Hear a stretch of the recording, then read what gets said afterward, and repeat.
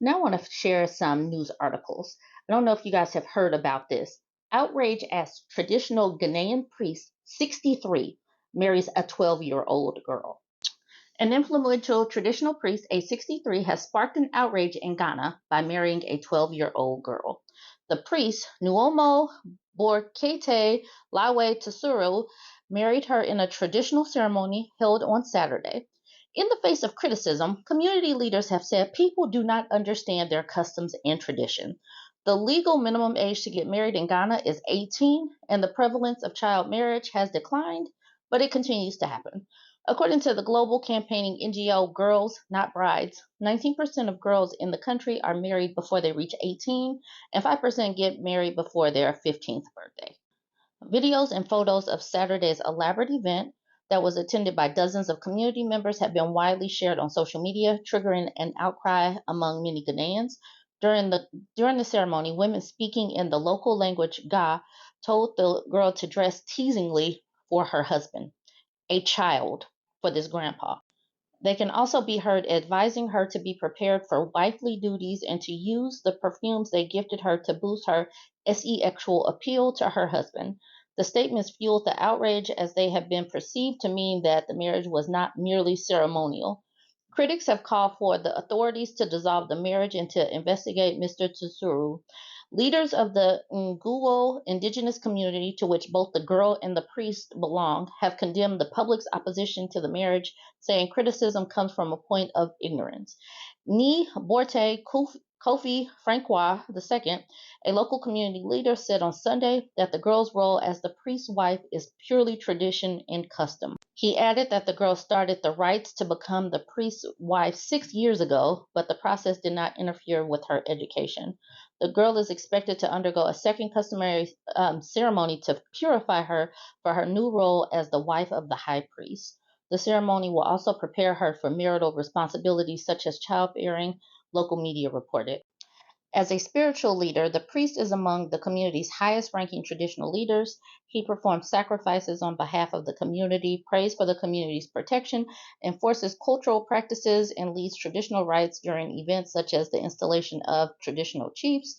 Government authorities are yet to respond to the controversial marriage. Ghanaian law recognizes customary marriages but does not allow for child marriages under the guise of culture or tradition, stealing this girl's childhood, basically.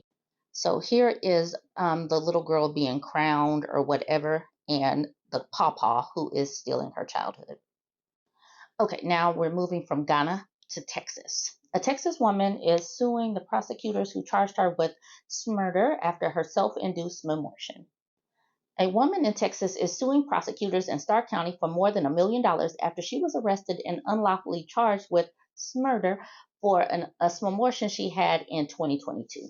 Lizelle Gonzalez was arrested and charged with murder in Starr County, Texas in 2022 after using abortion medication to self-induce a abortion 19 weeks into her pregnancy.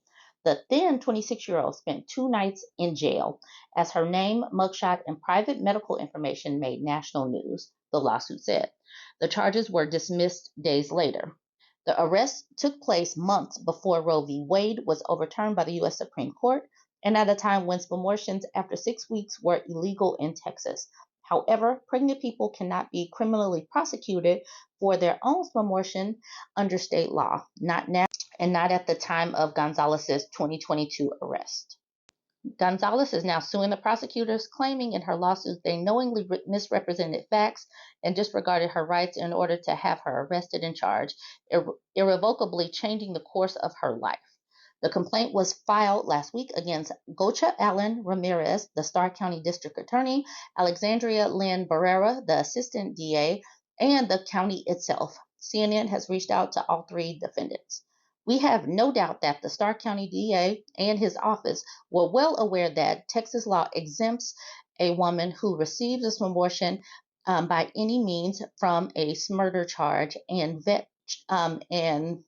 yet chose to pursue an unjust and unconstitutional indictment, Gonzalez's attorney Cecilia Garza and Veronica S. Martinez told CNN in a statement. Such a flagrant violation of Ms. Gonzalez's basic civil rights cannot be regarded as a mere mistake. Ramirez is facing professional consequences but beyond the lawsuit. An investigation by the Texas State Bar found this January that Ramirez had committed professional misconduct and fined him $1,250, as well as placing his license under probated suspension for 1 year beginning Monday. Prosecutors in Ramirez's office tried to pursue criminal homicide charges against an individual for acts clearly not criminal pursuant to Texas Penal Code, and Ramirez failed to refrain from prosecuting a charge that was known not to be supported by probable cause, reads the findings of a state bar's investigatory panel, which Ramirez signed in acknowledgement. According to the panel's findings, although Ramirez denied that he was ever briefed on the facts of the case before it was prosecuted by his office, investigators determined he was consulted by a prosecutor in his office beforehand and permitted it to go forward. Barrera, who had only been admitted to practice law in Texas just over 5 years before the incident, had not faced public disciplinary action for her role in prosecuting Herrera's state bar records show. The complaint notes Gonzalez self-induced a abortion in January 2022 using misoprostol, a pill that can be used on its own or with another medication, mifepristone, to complete a medication abortion. After Gonzalez was examined at Starr County Memorial Hospital, staff reported the abortion to Starr County District Attorney's Office in violation of federal privacy laws. The document alleges CNN has reached out to the hospital, which is not named as a defendant in this suit, for comment. The complaint alleges Ramirez and Barrera made misrepresentations of the facts and the law to a grand jury, recklessly and callously disregarding the rights of the plaintiff, allowing a malicious prosecution to commence against her. Days after Gonzalez was charged, Ramirez announced his office was dropping the charges, stating she had not committed a criminal act.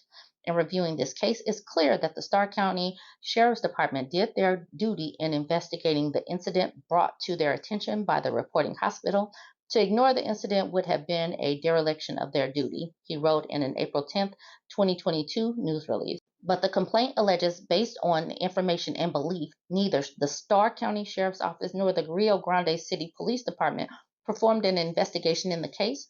Rather, the DA's office initiated and performed its own investigation based on reports from the hospital personnel.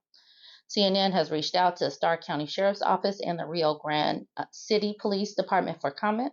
After Gonzalez was involuntarily and detrimentally thrust into the public eye, the attention was only heightened by the news of the charges being dropped, the complaint states. Advocates for women and their reproductive rights describe the incident as a brazen attempt to restrict access to health care for women. In this case, the Starr County DA and the assistant DA had absolutely no right to pursue a murder indictment in what was clearly just another effort to exert control over a woman's deeply personal family planning decision and a decision about her own bodily autonomy, and in direct opposition to the vast majority of Americans who support abortion pill access. Rachel O'Leary Carmona, executive director of Women's March and Women's March Network, told CNN in a statement. Months after Gonzalez's arrest, Texas implemented a near-total ban on abortion with murky exceptions for medical emergencies. State law protects patients who obtain abortion from criminal liability, though medical professionals can be prosecuted for performing abortions. In a world of extremist red states abortion laws, what we are seeing play out in Texas is some of the most indefensible, most radical instances of state officials going out of their way to punish and control women who desperately need abortion care, Carmona added.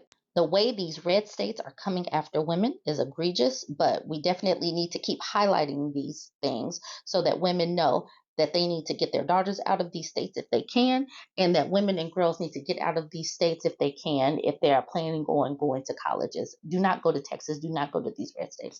Anyways, jump in the comments. Let me know what you think about these two news articles. Don't forget to like, comment, and share. Now for my final article in the news mashup. Man behind Dobbs decision now complains women being left to back alley abortion butchers. The chairperson behind a group's legal opinion that was used to overturn federal abortion rights now worries that women will be left to back alley abortion butchers. Although Matt Staver's Liberty Counsel filed a brief to overturn Roe v. Wade, he believes women could be put in a worse situation after the Dobbs decision that relied on his legal opinion.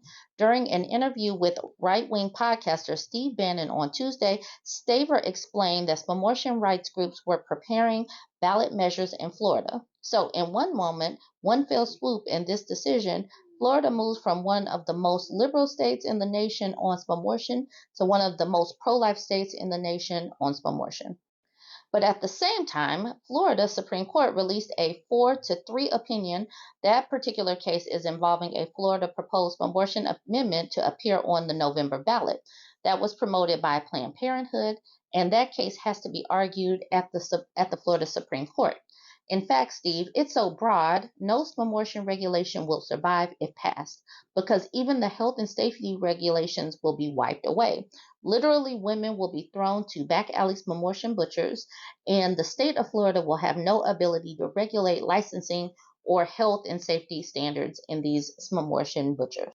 In 2022, Florida Governor Ron DeSantis signed a law making abortion illegal after 15 weeks of pregnancy.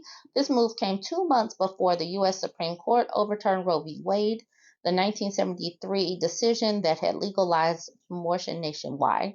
In April 2023, DeSantis approved a stricter law passed by the state legislature banning abortion after 6 weeks of pregnancy. This law included a provision that would take effect 1 month after the state Supreme Court confirmed the earlier 15-week ban. However, the Florida Supreme Court also made a decision that could potentially change the state's abortion laws again.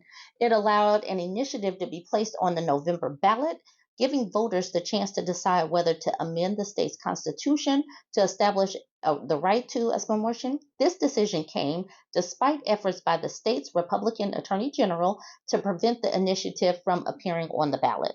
So abortion rights groups, including Planned Parenthood, have been vocal in their opposition to the bans, citing negative impacts on patients in Florida. With the upcoming vote on November 5th, Florida residents will have the opportunity to influence the state's abortion laws directly. This vote will take place alongside the presidential election, adding to the significance of the decision for both Florida and the nation. I will like to highlight the fact that every initiative that these red states have put on, every single last one of the abortion initiatives that they have put on the black ballot, they have lost. They have lost every single one of them since the fall of Roe. So we will be watching this one and see how this one does in November. Jump in the comments. Let me know what you think about this. And don't forget to like, comment, and share.